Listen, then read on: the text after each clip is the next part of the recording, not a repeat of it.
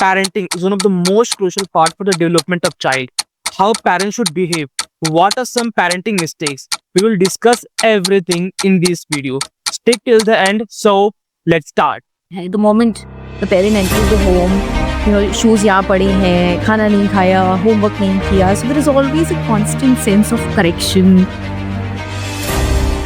How can parents talk to their children about difficult topics? For example, intimacy, death, relationship. So वो कैसे approach कर सकते हैं अपने बच्चे को? एक कहावत है कि बच्चा उसी की सुनता है जिसको वो कुछ मानता है. Hello everyone, welcome to my podcast from the series of mental health. Today we have our guest Neha ma'am, who is parenting coach and NLP practitioner in Lucknow, and she's also the founder of Inspiring Insights. So hello ma'am, welcome to my channel. How are you? I'm good, Shivam. Thank you so very much for inviting me for this interaction today. So ma'am, parenting, or you can say home, is the first school of our children, right? So parenting का impact हमारे बच्चे पे किस तरह हो सकता है? So definitely you are right, Shivam, कि parents are the first teachers, for any child. So parenting का impact बच्चों की personality पे, even adults के जब हम देखते हैं तो उनकी जो personalities दिखती हैं हमको, वो basically दो चीजों से बनती है. One is definitely genetics. Correct? Whatever has been acquired genetically, and the other factor which impacts their personalities is something which is acquired, right? Okay. Something which has come from the environment, the kind of environment that they have been born and brought up in, the kind of conditioning that has been given to them, the kind of interactions that they have had, the kind of personal experiences. In सब का समावेश जब होता है तब एक व्यक्ति की personality निकल करके आती है.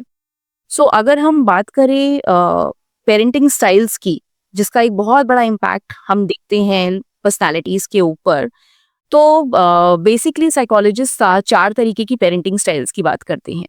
सो number 1 parenting style that we talk about is authoritarian parenting, right? So as the name suggest, authoritarian is typically parents who are very very strict, very demanding, बहुत ज़्यादा rules and regulations, something, everything is very very in a tight compartment, right? It is tightly compartmentalized, so they're very demanding. So they say, okay, whatever I say you need to follow, all the rules and regulations have to be followed. So there is not enough room for a child to make mistakes, for a child to be curious, to explore, and they just don't have the liberty to make mistakes and learn on their own. They're always told what is to be done, rather than learning on their own on what is right, what is wrong, and nurturing their inherent curiosity. So जो बच्चे इस तरीके की parenting style के साथ में बड़े होते हैं, तो यूजुअली हम देखते हैं कि they are people who are probably low on confidence, right? They may be low on self-esteem. They are people who struggle with decision making a lot. तो हम बहुत सारे बड़ों को देखते हैं जो डिसीजन मेकिंग में बहुत स्ट्रगल करते हैं. या तो वो बहुत रेकलेस डिसीजंस लेते हैं, और या फिर यूजुअली वो अपने डिसीजंस दूसरों पे डालते हैं. आप बताओ मुझे क्या करना चाहिए. What do you think I should be doing? This is primarily because since the very beginning they were never trained to take their own decision. They were always told what to do and not really think for them own selves. So this is something which we really see in people who are born and who are brought up with this kind of parenting style, right? The other parenting style that we look at is a permissive parenting, right? True. So permissive is almost an opposite of what a authoritarian parenting is, right? Permissive is allowing everything under the sun. So there is a lot of love, but there are really no rules and regulations, no healthy boundaries. So it is very, very child driven. Whatever the child wants happen, right? So there are no rules and regulations, formal guidance nahi hai. So that is primarily how a permissive parent brings up a child. In the name of love, everything is allowed. Whatever the child needs, whatever the child demands is dished out to them. So that is a permissive style of parenting. Now, when we look at these children when they grow up, so they are typically people, who are very reckless, right? So they are very, very impulsive people because they've never been taught how to manage their own emotions. Whatever they demanded was served to them. So they are, they kind of have a sense of entitlement that I deserve this, right? Because everything has been always dished out to them in a platter. So they have a sense of entitlement. They lack empathy. They really don't think about others. They tend to be a little more self-centered because that's how the kind of parenting style they have seen, or that's the kind of environment that they have probably grown up in. So they have, conflict resolution बहुत मुश्किल होता है इन लोगों के लिए. Defeat या failure को accept करना ऐसे लोगों के लिए बहुत ज़्यादा difficult हो जाता है. Especially people who are born and brought up with this kind of parenting style. The third kind of parenting style is uninvolved, or let's say a neglectful parenting, right? So where the parent is absolutely unavailable, physically, emotionally, they are just not available for the child. They are absolutely uninvolved in, and just not guide. There's no guidance. There is no nurturing. There is no warmth and support in this kind of parenting style. So when we look at people who come from this kind of a parenting style, they are typically people who have a very, very low self-worth. They don't have confidence. They don't feel worthy. They don't have that high self-esteem about themselves. They have a lot of trust issues because since the very beginning, they have not seen adults who can be trusted or who were available for them. Exactly. So that is how they struggle in forming relationships. They struggle in building or trusting people around them. So that is typically, a sign of uninvolved parenting that they might have seen in their younger age. And the last style of parenting is the authoritative parenting, right? True. So authoritative parenting is a blend of, love, warmth, and healthy boundaries.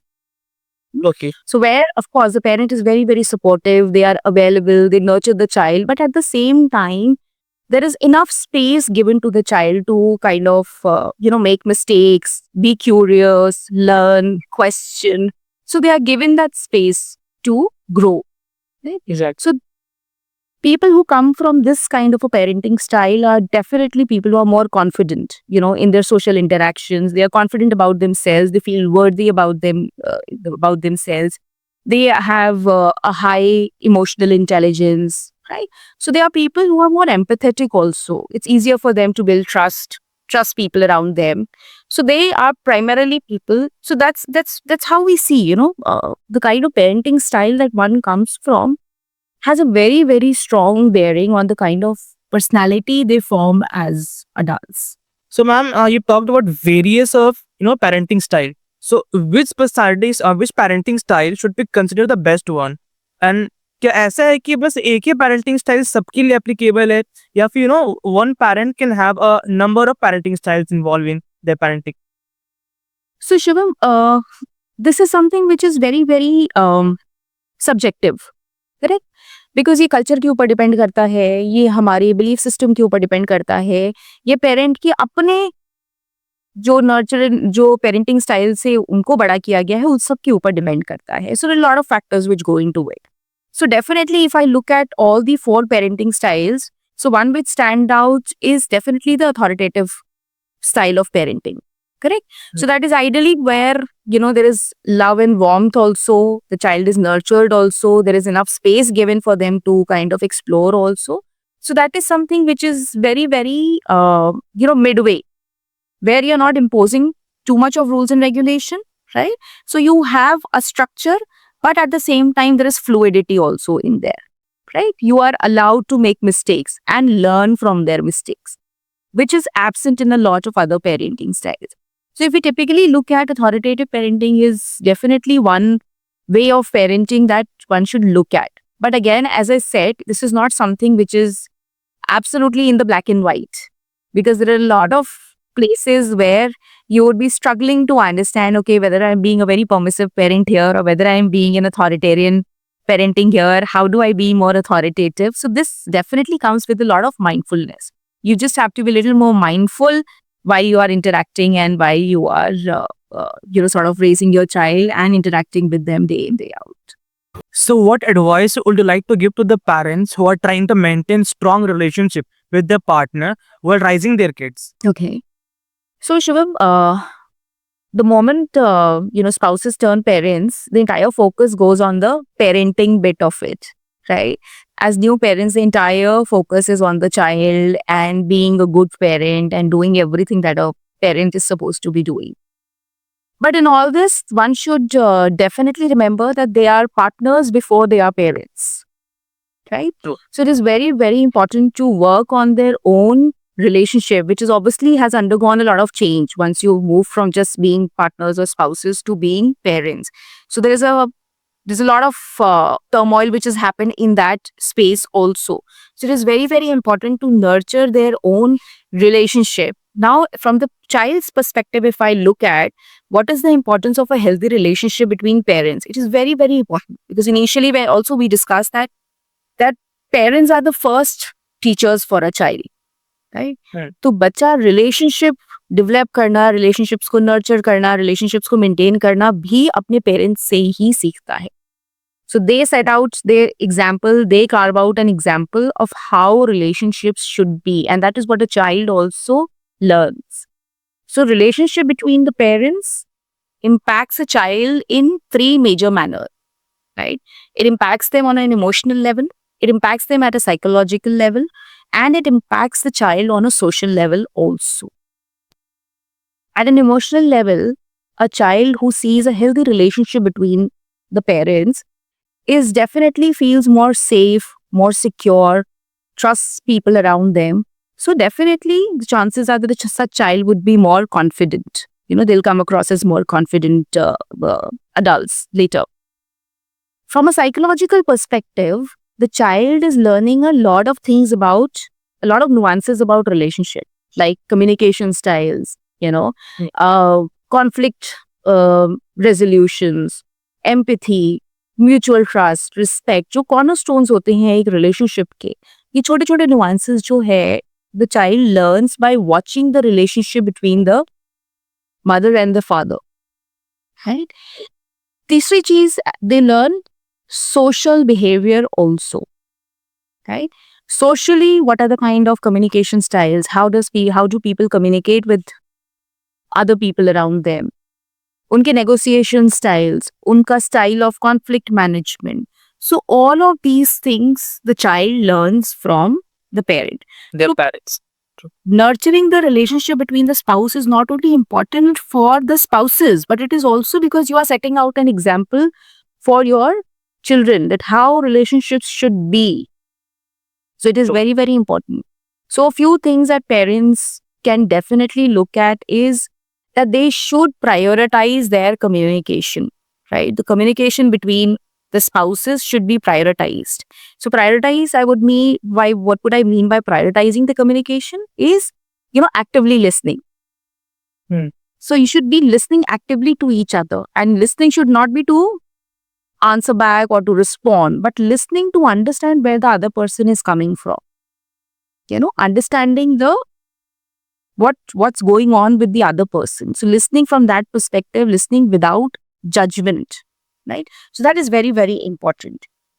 Second thing, as we all of us know that you can't pour from an empty cup, correct? So बहुत ही important होता है कि अपनी self की identity को maintain करना along with the couple identity, right? So what does the mother like to do? What does the father like to do? What are their interest areas? What are they doing about their own personal growth?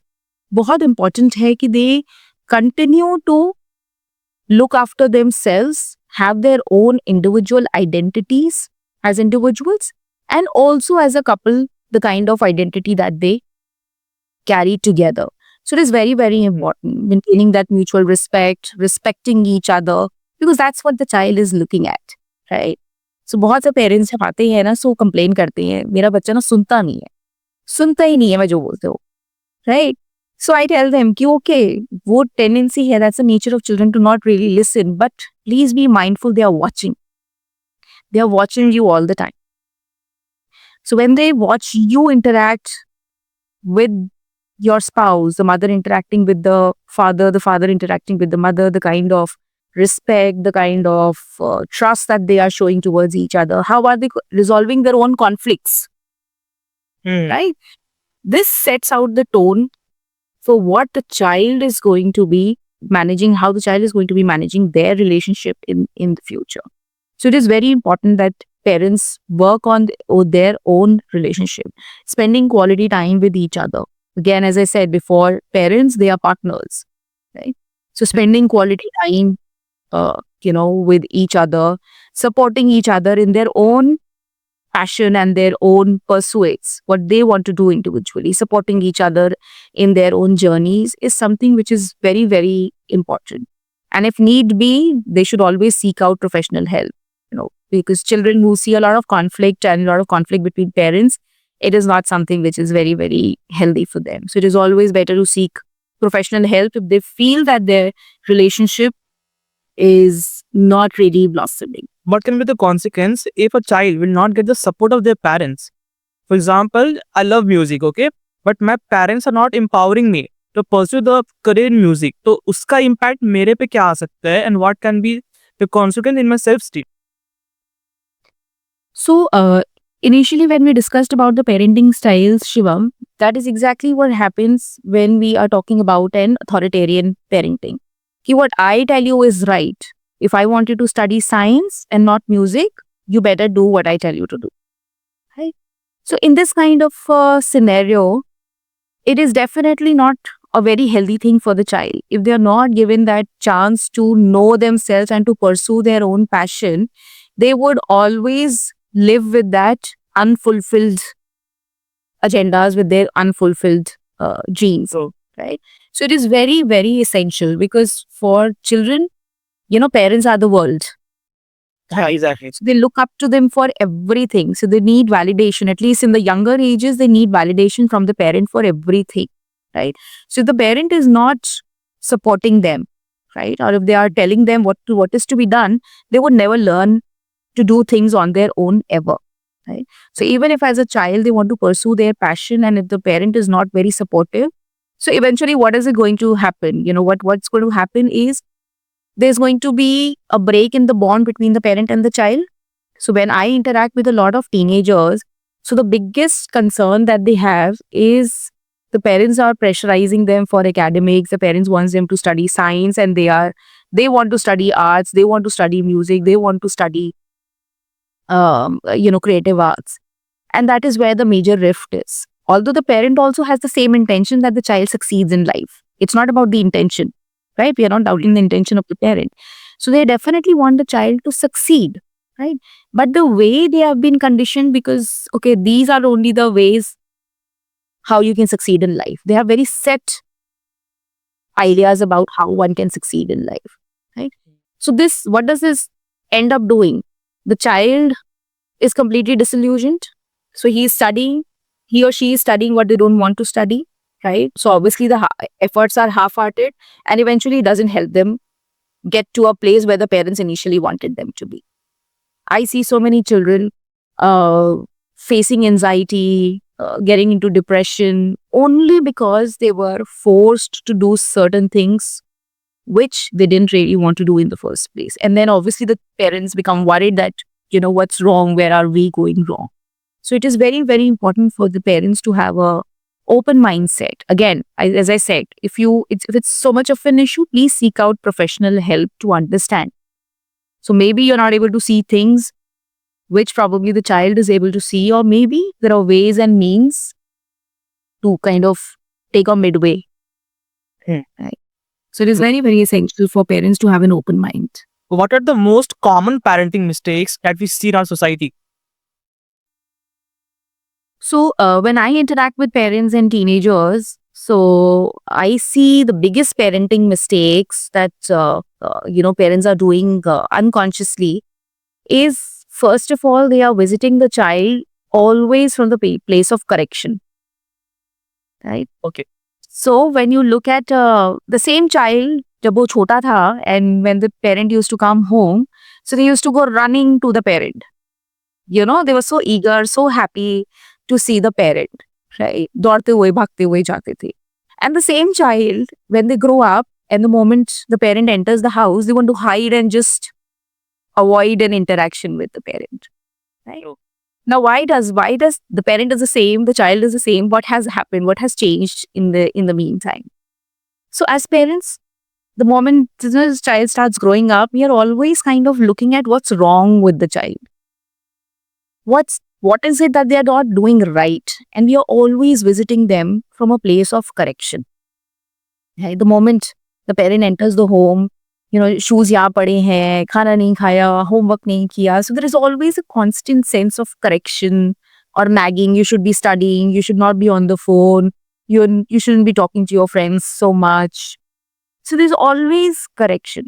And all of us know, no, none of us like to be around people who are constantly nagging and complaining, right? So that is where the biggest rift starts happening. Right? The child starts avoiding the parents altogether because they are constantly being corrected. They're always made to feel that you don't do anything correctly. Right? So then they always want to avoid the parent at all the time. So my advice in that case to parents is connect before you correct.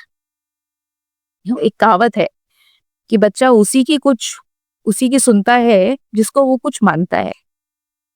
Exactly. So you need to earn that respect, you need to earn that trust with the child. Right?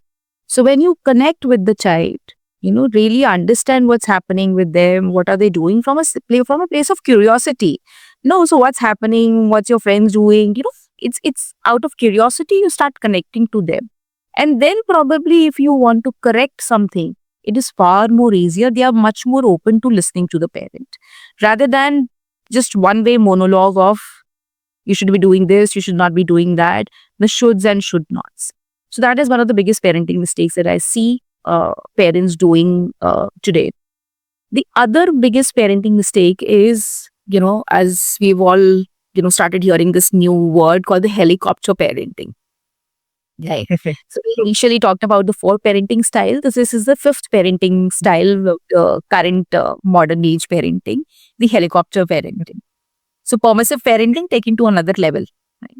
So helicopter parenting is something like they are always constantly over the child, constantly hovering around the child. Constantly the focus is on the child. So that to make sure that nothing goes wrong, that they don't have to face any troubles.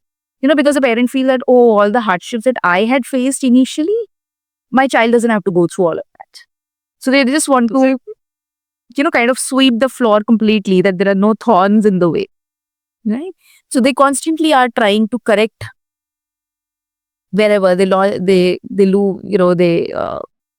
forget to take their tiffins, they would dash to, deliver it to their schools. And, they're just constantly making sure that the child is not feeling uncomfortable, right? So in the name of love, they are completely taking away that, that opportunity from the child to learn the natural consequences of their action, right? They are never given that opportunity to learn from what is the natural consequence of their action, because there is always someone to correct what has gone wrong. Right? So this is one of the biggest parenting mistakes that I see a lot of parents doing right now, that in the name of love, they are constantly hovering around the child and making sure that everything is sort of, dished out to them. They don't have to face any inconvenience. They don't have to face any problems or challenges. But they forget that they are taking away their opportunity to learn also. So I think these are few very big parenting mistakes that I see a lot of parents making these days. So, ma'am, how can parents talk to their children about difficult topics? For example, intimacy, death, relationship. So, वो कैसे approach कर सकते हैं अपने बच्चे को? So, very relevant question, Shivam, because earlier what used to happen is, we've all heard it takes a village to raise a child, right? So earlier we had that benefit of a village. There were so many cousins, there were so many uncle, aunts, people around your age, slightly elder to you. So it was always easy for children to learn about things, right? Which may not directly come from the parent. But now that we don't have that benefit of that village being around us. So the parent has to take that responsibility of bringing up these difficult topics of conversation, right? Difficult yet unavoidable.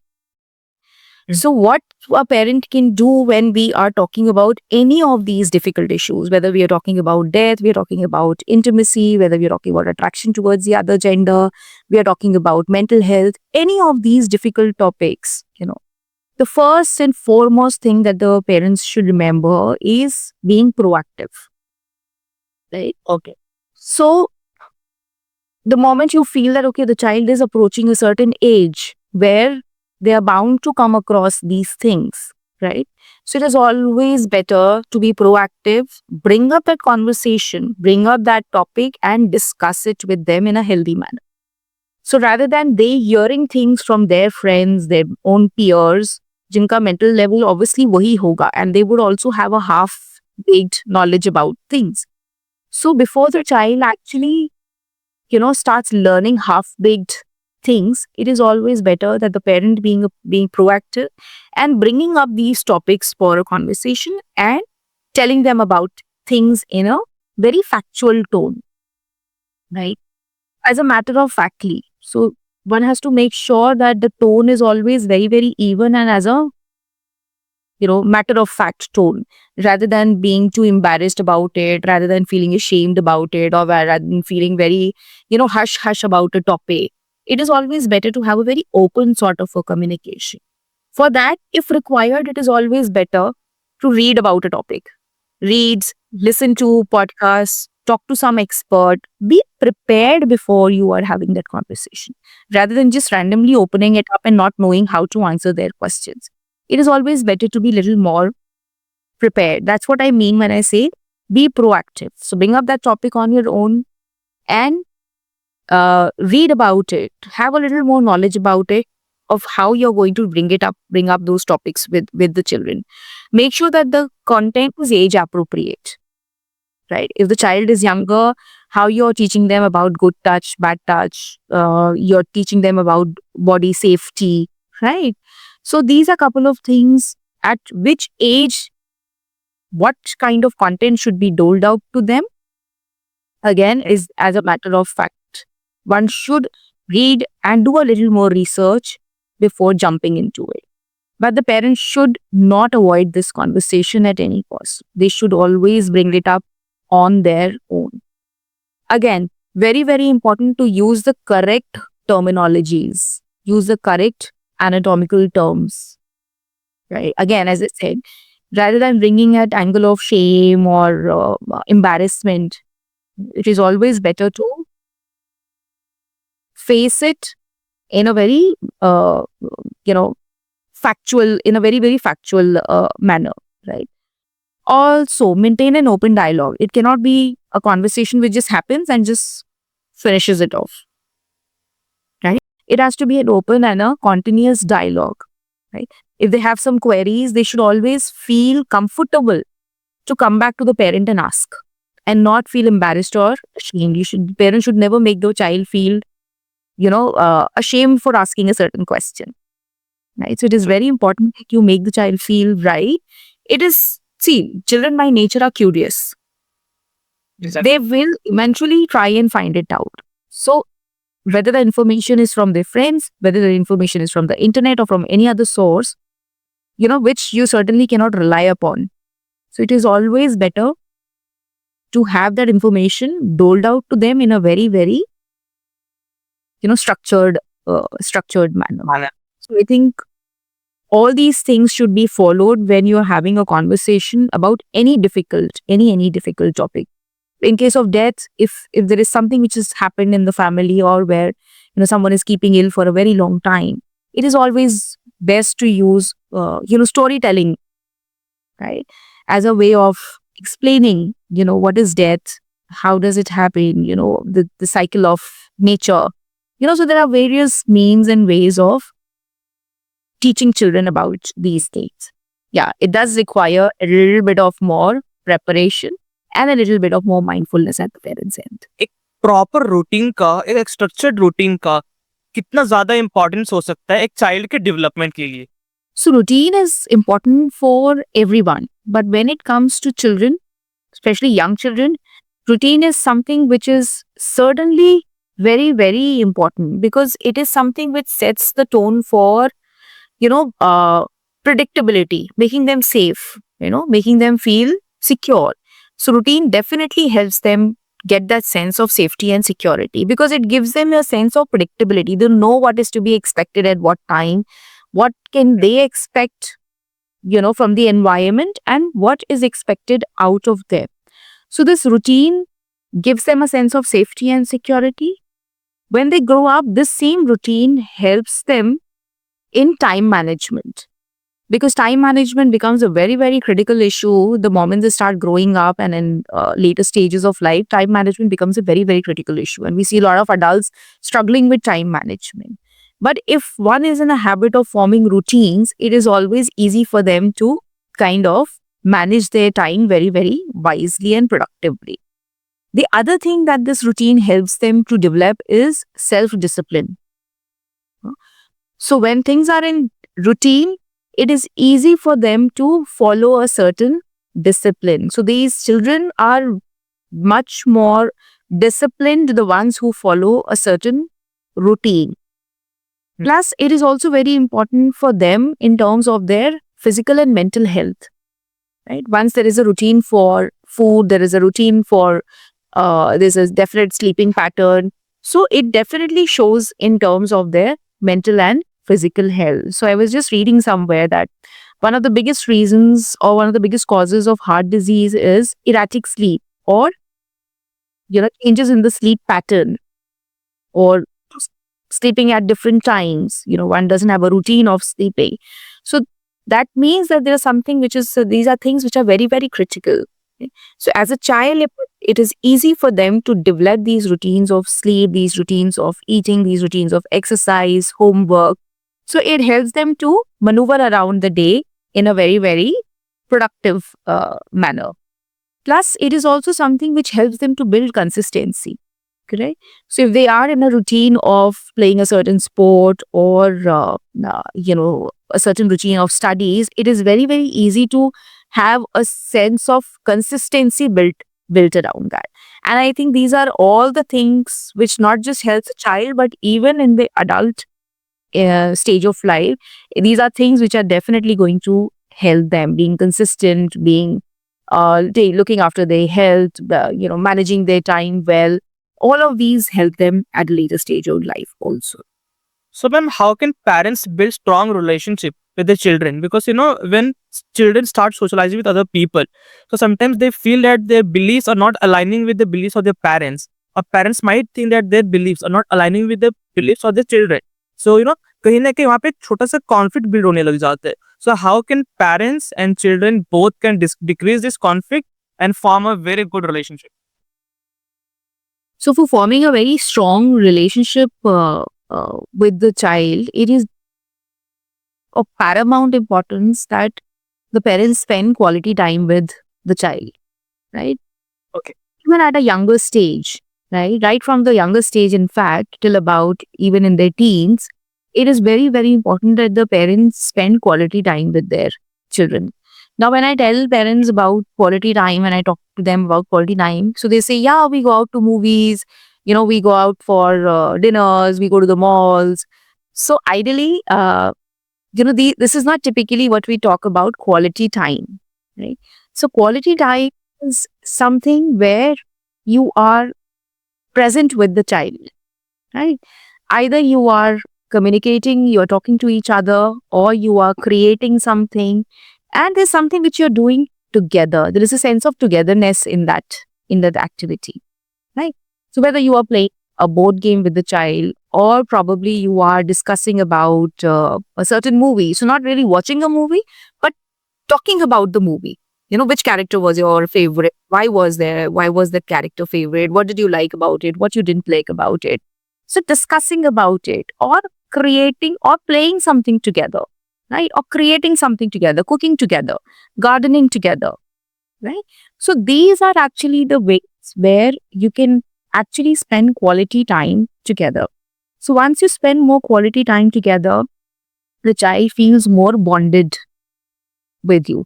Even at a teenage, at a teenage level, it is very, very easy for the child to drift apart because obviously, as you said, they feel that my friends know better.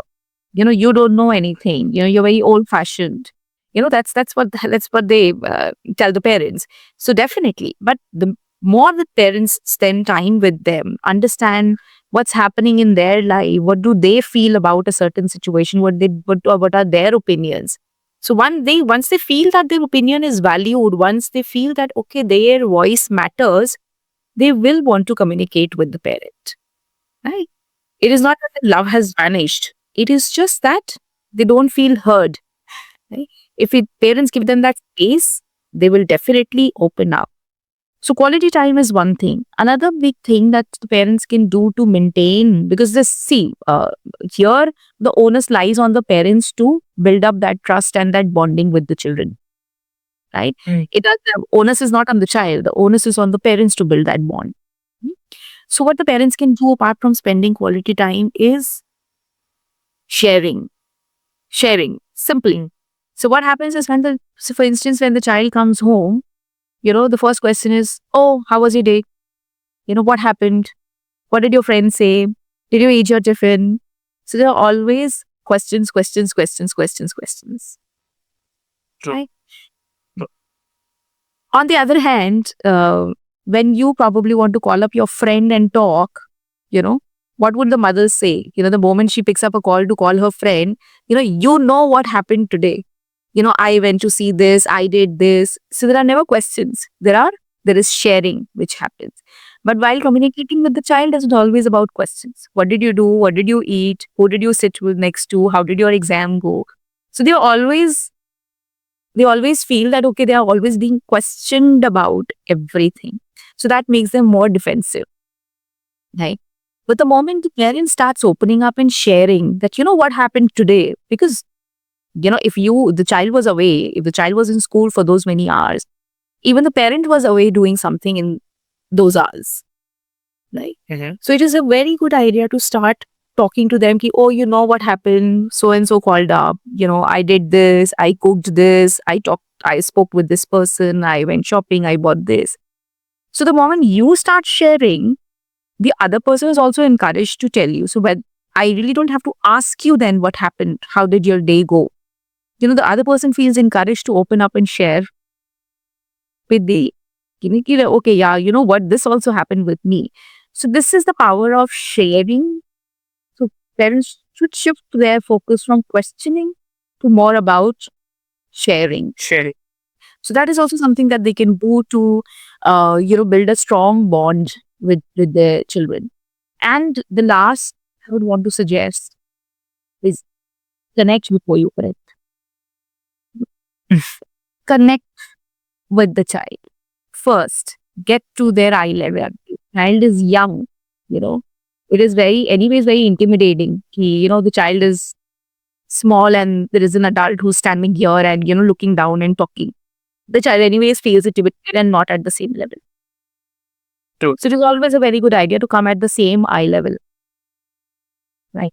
So establish a rapport, and then speak about whatever you need to correct. We are not saying that one should not correct the child, but come at their level, and make sure that it is not about blaming the other person. It is not about blaming the child. It is about factually stating what is the problem. Exactly. Yeah. So rather than putting the blame on you did this, it is a good idea that I felt this about the situation. True. Right? So the other person doesn't feel the need to defend oneself. So then obviously, the higher chances the child will open up, maybe more truthful and more forthcoming than being defensive and trying to defend their own issues. So I think a couple of these things which the parents can definitely exercise to build a healthy bond.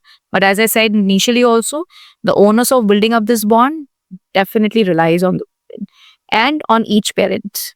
One cannot replace the other. The mother cannot build the bond for the father and father cannot build the bond for mother. So quality time. Exactly. The mother has to spend quality time for the father to build that bond with children, even he has to spend quality time with the child. The mother cannot step in and build that bond between the child and the father. So it is their individual responsibilities. So, ma'am, what are the benefit of positive reinforcement and how it can be applied to the child's for the improvement? So positive reinforcement is actually a very strong tool or a technique, right? But what do we understand by positive reinforcement? So positive reinforcement primarily means looking at the positives, reinforcing that positive, specifically looking for the positive things, right? In parenting, when we talk about positive reinforcement, so let's understand this from this very famous quote that what gets recognized gets repeated. So whatever behavior is being recognized, good or bad, right? Whatever is being recognized, whatever is being paid attention to is bound to get repeated. Exactly. So it is important that the parent looks at the positive behavior of the child. Look at what the child is doing right. Because most of the time, the effort is to catch them doing wrong. Exactly. It takes mindful approach. It takes effort to look at what's going right. What are they doing? And of course, if you look at the entire day, there are a lot of things that the child is doing right. But that is something which is taken for granted. That if you're brushing properly morning and evening, that is something which you should be ideally be doing. Why do I need to kind of make a big deal about it, right? But the moment you miss out on doing it once, it is sort of highlighted. So it is very, very important that those little things which are being done correctly, which is something that the child is doing good, those should be appreciated. Those should be made a big deal about it, right? Because whatever gets recognized or rewarded is bound to get repeated. If you want that same behavior to happen again and again, so it is always a good idea to recognize the positive behavior than the negative one. And we unconsciously, tend to focus on the negative behaviors. True. Right? So that is sort of giving it more strength. Right? So energy flows where focus goes. So where are we focusing? Are we focusing on the positives or are we focusing on the Negatives. True. So the child also starts feeling worthy. There's a lot of self-worth and high self-esteem in children who are constantly given a positive reinforcement. They're always constantly told, I like that you're being so responsible. I really appreciate that you're being so responsible in handling your studies. You finished your meals in time. Wonderful. I saw that you finished your meals in time. You finished everything in your plate. That's really wonderful. Noticing even those little things and highlighting them, talking about them, appreciating them means a lot. And definitely, if it is appreciated, it is bound to get repeated. So that's what we mean by positive reinforcement here. So, ma'am, as we're moving towards the end of the video, any last line you want to say to my audience? I think my only advice to the parents is connect before you correct. So I think I've repeated it quite some time, quite a number of times in the entire podcast, but I cannot emphasize less on it. It is very, very critical that one should connect with the child before you correct, right? So build up that bond, that's going to last for a lifetime. So make sure that you're connecting before correcting them. Thank you. True. Thank you so much, ma'am, for giving your time. I hope this video was very helpful for our audience. Thank you so much, ma'am. Thank you so much, Shivam, for this opportunity. It was lovely interacting with you.